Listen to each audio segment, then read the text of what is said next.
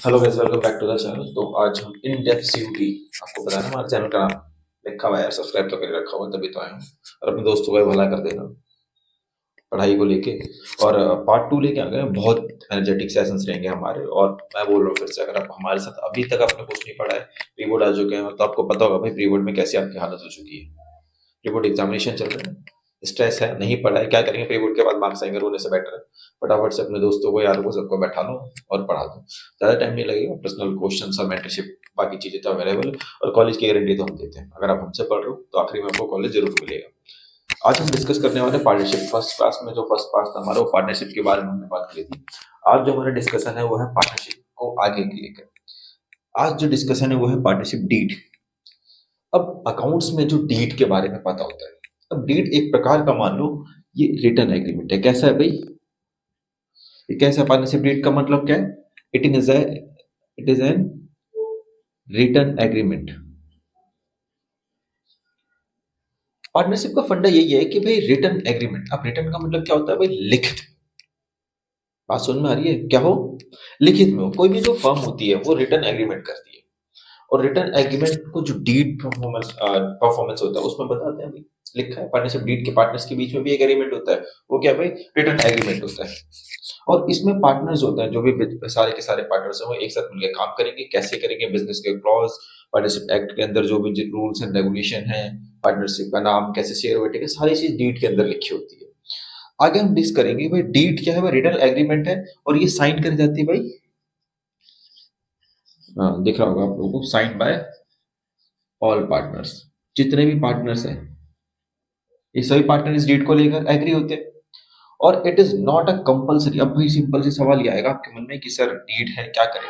कभी एक बार एग्जाम में क्वेश्चन भी आ सकते हैं कि डीड जो है वो बनानी चाहिए, नहीं बनानी चाहिए। तो डीड बनाना कंपलसरी तो नहीं है। क्या है? कंपलसरी तो नहीं है।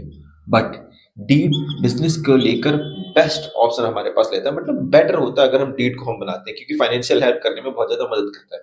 इसके लिए फिर अपना वही एग्जाम्पल, फॉर एग्जाम्पल एक एग्जाम्पल देते हैं। तो एग्जाम्पल में मान लो दो पर्सन है भाई हमारे। तो एक बना देते हैं, मेरी ड्राइंग थोड़ी खराब है। एक लड़की बना देते हैं, एक लड़का बना देते हैं जी। क्या है? लड़का लड़की चैप्टर हम कौन सा पढ़ रहे थे? पार्टनरशिप। अब फंडा यही है कि भाई स्टार्टिंग में दोनों के बीच में बहुत घनिष्ठ मित्रता, और हो गया बीच में लड़ाई। क्या हो गया? लड़ाई हो गया, मार पिटाई चल रहा है एक दूसरे को। अब यहाँ पे डीड का समझना भाई, रिटर्न एग्रीमेंट में क्या फायदा है, और अगर हम एग्रीमेंट डीड नहीं बनाते तो उसमें क्या लॉस है। अब फॉर एग्जाम्पल इन दोनों में हो गया झगड़ा। अब झगड़ा होने के बाद क्या हुआ कि एक ने जब डीड बनाया, मतलब डीड दो प्रकार से हो सकता है भाई, रिटर्न भी हो सकता है, ओरल भी हो सकता है। कौन सा बेनिफिशियल रहेगा? रिटर्न ज्यादा बेनिफिशियल रहता है। कैसे? फॉर एग्जाम्पल इन दोनों में झगड़ा हो गया। और झगड़ा हो गया तो ये जो थी, इसका नाम रख देते हैं मुन्नी। बदनाम तो नहीं होगी ये मुन्नी, तो यही मुन्नी। अब भाई मुन्नी ने क्या करा? मुन्नी को गुस्सा आया, लड़ाई वड़ाई झगड़ा, और मुन्नी ने बोला कि मैं जा रही हूँ छत से कूदने के लिए। तो ये भाई साहब, मुन्नी का मुन्ना, मुन्नी के मुन्ना ने बोला कि ठीक है, जा तू छत से कूद जा। और वो पता है कहाँ बोल के गया? उसके कान में, तेरे से बोल के, जा कूद के मर जा।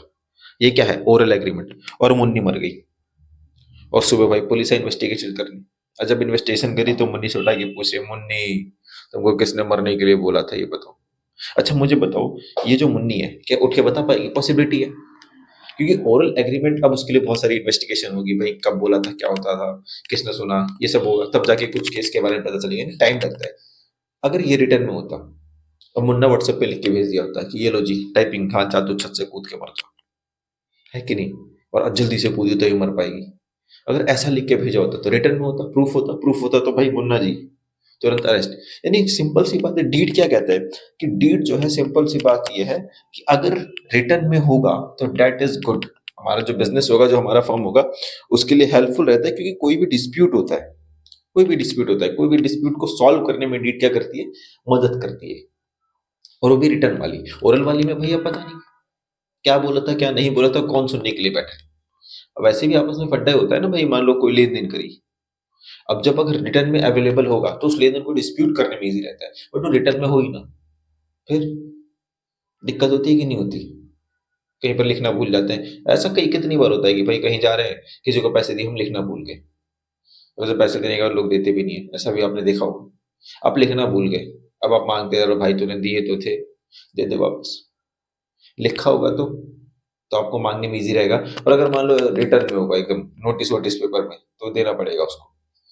अदर सेंस पे सिंपल सी बात है कि अब हम पार्टनरशिप के बारे में बात करें, तो पार्टनरशिप जो है वो दो कंडीशंस के मैटर के ऊपर डिस्कस करता है। क्योंकि इसके बाद जो डिस्कशन होने वाला है वो पार्टनरशिप एप्रोप्रिएशन अकाउंट होने वाला है, और उस एप्रोप्रिएशन से हम दो मैटर को डिस्कस करते हैं। तो भाई अभी हमने यार अब बात करी थी कि डीड के कंटेंट्स के बारे में, क्योंकि अभी आगे हमें पेन एप्रोप्रिएशन अकाउंट पढ़ना है, प्रैक्टिकल जो मेन कॉन्सेप्ट है। बट डीड भी तो क्लियर हो। डीड जो है तो बेसिकली दो कंटेंट्स के ऊपर बात करती है, यानी दो मैटर के ऊपर डिस्कस करती है। एक है मनी, दूसरा है मैनेजमेंट। मनी सुन के मजा आ गया होगा, है कि नहीं? क्योंकि भैया हम कॉमर्स वाले हैं, हमें जो पैसा है ना इनकी कर कर कर कर सुनने मजा आता है। ऐसे ऐसे कोई नहीं घुसता है ना कॉमर्स वालों को, बहुत मजा आता है, और सुकून मिलता है। वैसे हमें भी भाई, हमें डीड में जो सुनना है ना, पता है क्या सुनना है? Money related matter. ये तो हमारे लिए अप्रोप्रिएट ही है। अभी दिसंबर चल रहा है, शादियों का सीजन चल रहा होगा। भाई सिंपल सी बात मैं अपनी बताता हूँ, शादी का सीजन आया, मैं ये नहीं देखता, मैं दो चीज देखूंगा भाई शादी में, जाना कहाँ है, खाना कब है। सिंपल सा फंडा है। हम ये नहीं पढ़ रहे कि ऊपर से पढ़ना चालू करा कि भाई फलाने की शादी है, यहाँ से बारात आ रही है, छिरत देवी भवा ये वो जाएगी यहाँ पे बारात। अरे मतलब ही नहीं है। प्रति भोज कितने बजे ये बताओ, और किस लोकेशन पर है ये बताओ, जाना है पैसे देने हैं, खाना, वो इम्पोर्टेंट है हमारे लिए। घर वालों के लिए वो इम्पोर्टेंट नहीं होता। घर वाले देखते हैं बारात कहाँ से आ रही है, जाएगी कहाँ पे, लड़के कौन है, क्या करते हैं, उनको डिटेल चाहिए, वो उनके लिए इम्पोर्टेंट है। मगर हम कॉमर्स वाले, तो डीड में जो हमारे लिए इम्पोर्टेंट है ना, वो है मनी रिलेटेड मैटर। भाई मैनेजमेंट रिलेटेड मैटर मैनेजमेंट वाले देखेंगे, एमबीए वाले देखेंगे, अभी तो हम मनी रिलेटेड वाले पढ़े। तो मनी रिलेटेड अगर मैटर की बात करूं, तो मनी रिलेटेड में सबसे पहले क्या मैटर आता है? हमें डीड में ये देखना है कि भाई पार्टनर्स की कैपिटल क्या होगी, यानी कैपिटल ऑफ पार्टनर्स। जो हमारे बिजनेस में पार्टनर्स है उनकी कैपिटल क्या होगी। उसके बाद प्रॉफिट शेयरिंग रेशियो। भाई इनका प्रॉफिट शेयरिंग रेशियो कैसे, अगर डीड बनी है तो इनका प्रॉफिट शेयरिंग रेशियो कैसे डिस्कस होने वाला है, ये भी आपको बात करना होगा। गुडविल का वैल्यूएशन कैसे होगा। नेक्स्ट थिंग हमारी जो होने वाली है वो होने वाली है वैल्यूएशन ऑफ गुडविल। उसके बाद सैलरी कैसे बटेगी पार्टनर्स में, पार्टनर्स को कमीशन कैसे मिलेगा, ठीक है। और जो इंटरेस्ट ऑन लोन है, क्या भाई इंटरेस्ट किसके ऊपर, दो चीजों के ऊपर चार्ज करा, ड्राइंग पे तो भाई हम चार्ज करेंगे, और लोन पे। तो हमारे लिए इंपॉर्टेंट क्या अकाउंट में ये मनी रिलेटेड मैटर, इसी से हम अकाउंटिंग करनी है। भाई मैनेजमेंट में क्या होता है, मैनेजमेंट में क्या होता है भाई, अरे ये मार्क क्यों नहीं खुल रहा यार। हाँ, nature of the business, name of the business, ये सारी चीजें होती है कि नहीं। राइट्स ऑफ पार्टनर, पार्टनर्स के अधिकार क्या क्या है।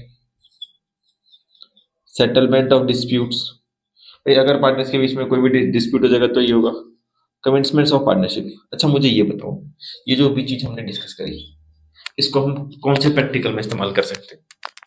भाई ये जो फंडा है ये तो मैनेजमेंट के लिए है, इसको हम किस प्रैक्टिकल में इस्तेमाल करेंगे। तो फंडा यही है कि जो हमारे लिए इंपॉर्टेंट है वो क्या है, मनी रिलेटेड मैटर। क्या इंपॉर्टेंट है भाई, मनी रिलेटेड मैटर। क्योंकि उसके अलावा भाई कॉमर्स वाले बच्चों को मैंने बोला ना, पैसों के अलावा ध्यान ही नहीं देना। कॉमर्स में हम इसीलिए हैं, पैसा। तो फंडा यही है जी, पैसा। पैसा तो मजा आया, पैसा नहीं तो बाहर। तो हम इसी के बारे में ध्यान रखना। वही शादी के कार्ड वाला एग्जाम्पल रखो, तो इंपॉर्टेंट क्या है, मनी। उसके अलावा कुछ इंपॉर्टेंट हमारे लिए नहीं है। नेक्स्ट थिंग जो हम डिस्कस करने वाले हैं कि अगर ये पार्टनरशिप डीड मान लो कोई नहीं बनाता है और डीड हो जाती है जी साइलेंट, क्या हो जाती है, साइलेंट। ब्लैक मार्कर ले लेता हूं मैं ताकि आपको समझ में आ जाए। तो मान लो कि भाई पार्टनरशिप जो डीड है वो क्या होगी भाई, साइलेंट होगी। साइलेंट का मतलब ये नहीं है कि भैया उसकी शादी हो गई है तो जीवन भर के लिए साइलेंट हो गया, ऐसा नहीं है। यहाँ पे साइलेंट का मतलब ये है कि डीड ही उपलब्ध नहीं है या डीड बनाई नहीं है। तो अब इसमें क्या होगा, सबसे पहली बात, जो प्रॉफिट शेयरिंग रेशियो है पार्टनर्स के बीच में, वो कैसे बटेगा जी, बराबर बटेगा। गाना सुना है ना, कद्दू कटेगा तो सब में बटेगा, डीड ही नहीं है तो सब में ही बटेगा ना। हमें क्या पता किसका क्या, तो काटो सीधा और सब में बांटो, इक्वल बटेगा, कोई दिक्कत वाली बात। दूसरा, इंटरेस्ट ऑन कैपिटल। भाई कैपिटल पे किसको इंटरेस्ट मिलेगा, तो अगर कैपिटल पे इंटरेस्ट की बात करूं तो किसी को नहीं मिलेगा जी। क्यों नहीं मिलेगा, क्योंकि डीड नहीं है।